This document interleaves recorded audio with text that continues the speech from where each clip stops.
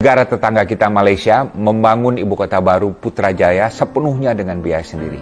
Myanmar juga tidak meminta pertolongan internasional ketika membangun ibu kota baru di Naypyidaw. Demikian juga Kazakhstan ketika membangun ibu kota barunya di Astana, dan juga Pakistan ketika memindahkan ibu kotanya ke Islamabad. Baik bagi negara maju maupun negara berkembang, mereka semua menganggap bahwa pembangunan ibu kota mereka adalah sepenuhnya urusan dalam negeri mereka dan masalah kedaulatan, bahkan masalah martabat dan harga diri bangsa. Karena itu saya menghimbau, mari kita bangun IKN dengan mengedepankan azas kemandirian. Kalau ada kerjasama teknis dengan pihak di luar negeri, yang pasti akan ada dan harus ada, termasuk juga tender perusahaan asing untuk proyek-proyek tertentu, maka ini bisa dihandle oleh menteri atau pejabat terkait. Tapi jangan jadikan bantuan internasional untuk IKN sebagai agenda utama politik luar negeri Indonesia. Karena ini dapat menurunkan derajat kita di mata negara sahabat dan juga bisa menimbulkan politik hutang budi yang kalau kita tidak hati-hati bisa berdampak pada pelaksanaan politik luar negeri bebas aktif Indonesia.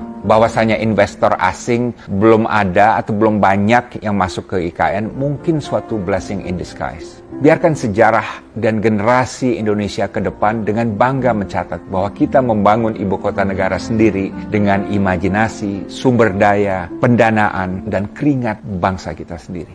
Kalau penerapan azas kemandirian berarti pembangunan IKN akan lebih lamban, tidak apa-apa. Kan tidak ada keperluan khusus di mana pembangunan IKN harus buru-buru selesai. Yang penting, pembangunan IKN harus terus berjalan secara konsisten, rapih, tuntas, dan dengan governance dan integritas yang tinggi.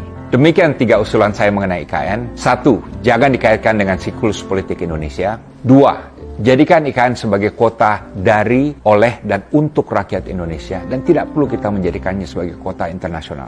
Dan 3. Terapkan azas kemandirian. Jangan sampai pembangunan IKN menimbulkan hutang budi terhadap negara lain. Demikian pandangan saya. Kalau setuju, alhamdulillah. Kalau tidak setuju, terima kasih sudah